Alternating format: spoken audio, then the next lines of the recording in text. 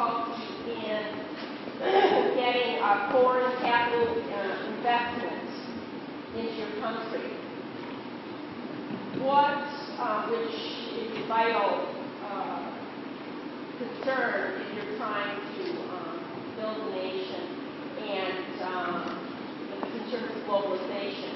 So what are you trying to do, or what do you think are the specific concerns or problems, why, or that you're going to address in order to increase foreign capital investment? You don't want to do gaming, you don't want to do tourism, but what do you want to try to do as far as obtaining foreign capital investment? When we inherited the country, there was no law. We only had a constitution. For weeks, we didn't even know what are the criteria to be a Timorese. I inherited a ministry where there was no computers, no desks. I inherited a ministry where even the phone line was about to be pulled out because the UN was retrieving. And this is the reality of Timor-Leste when we talk about this process of nation building.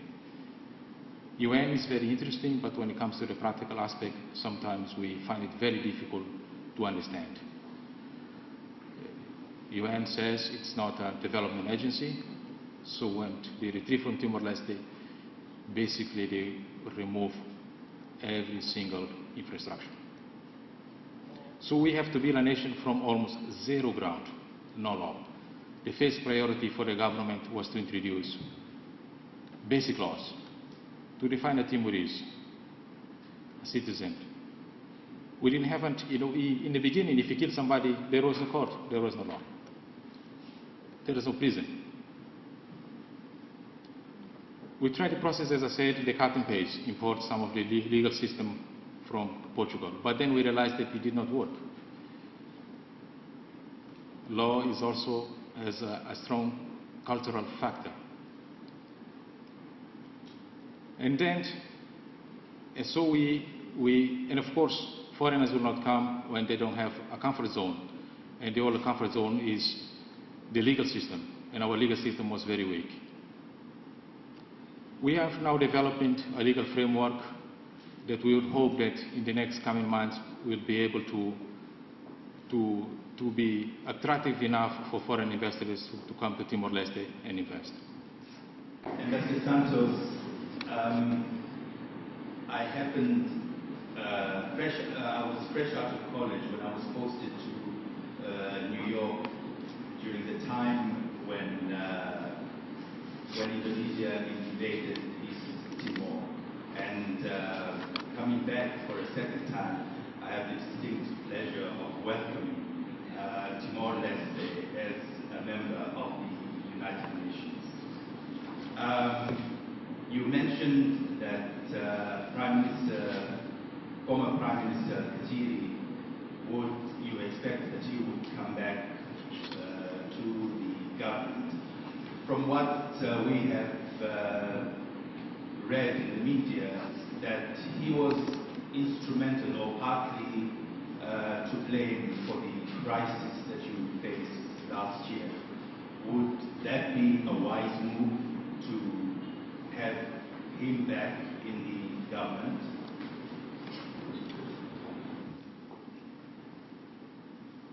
Well,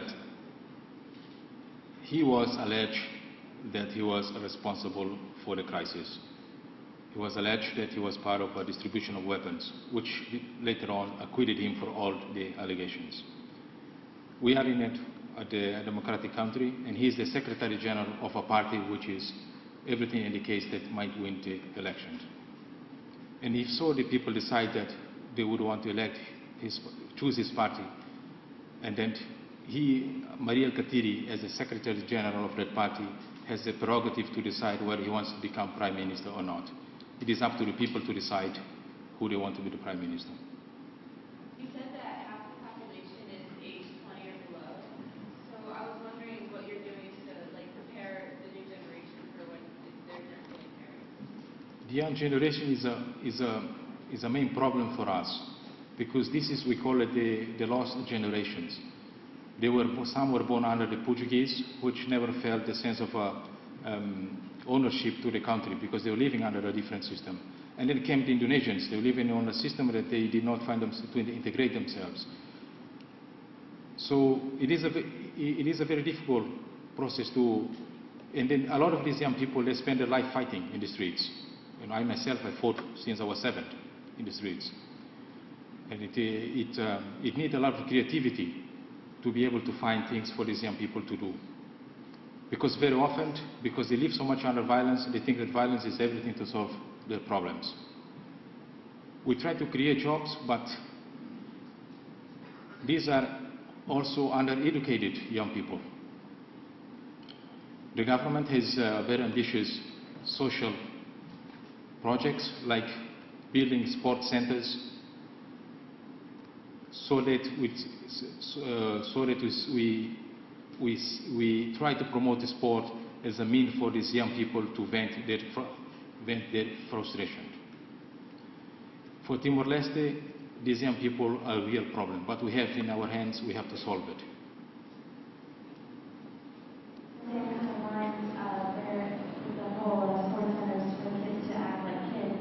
Is there any attempts for the trauma sort of victims? Is there any therapeutic sort of centers that kids can go and or something like that? Well, you ask a very good question. In the process of nation building, one of the things that we really left out was the human side of the nation building. We are worried about the creation of legal framework, about investments, about jobs, but we forgot that we are building a nation out of a cultural violence, a nation that is completely traumatized, that 1 in 3 Timorese were killed. So we forgot that the people we needed special caring. So when it came to opportunity, they vented their frustration. Burn houses, cars, destroy public buildings, and become unruly. But we are having elections, and the campaign leading up to the election has been very, very peaceful, very, very peaceful, and we hope that with the windfall that we're getting from the oil and gas revenue, the government will be able to invest heavily in the infrastructures and in education, in vocational training, and that will relieve these young people, to take them out from the streets into something useful in their lives. Before you mentioned that you have a very poor country, you also mentioned offshore oil.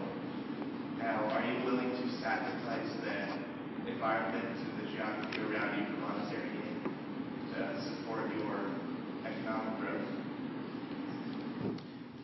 Gladly, Timor-Leste is a country of principle.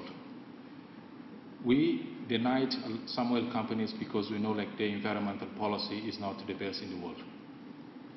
And we are pressured, but we will not give in.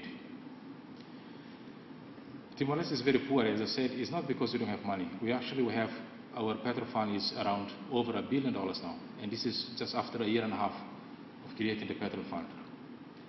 Our budget is, as I said, $330 million, and only 40% is executed. 60% is not executed. Our main problem, as I said, we need people to develop the country.